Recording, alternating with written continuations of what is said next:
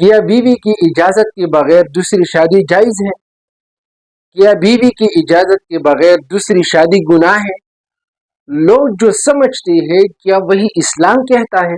اسلام میں مرد کو دو شادی کی اجازت ہے مگر عدل کی شرط کے ساتھ۔ قرآن مجید میں اللہ رب العالمین سورۃ النساء آیت نمبر 3 میں فرماتا ہے فَانْكِحُوا مَا طَابَ لَكُم مِّنَ النِّسَاءِ مَثْنَىٰ وَثُلَاثَ وَرُبَاعَ فَإِنْ خِفْتُمْ أَلَّا تَعْدِلُوا۔ اگر عدل کا خوف ہو تو ایک ہی بیوی کافی ہے۔ اسلامی شریعت نے بیوی کی اجازت کو شرط نہیں بنایا، لیکن اخلاقی، معاشرتی اور باہمی محبت کے اعتبار سے مشورہ ضروری ہے۔ دوسری شادی شریعت کا حق ہے، مگر عدل، حکمت، حسن سلوک اور ذمہ داری کے بغیر یہ حق ظلم بن سکتا ہے۔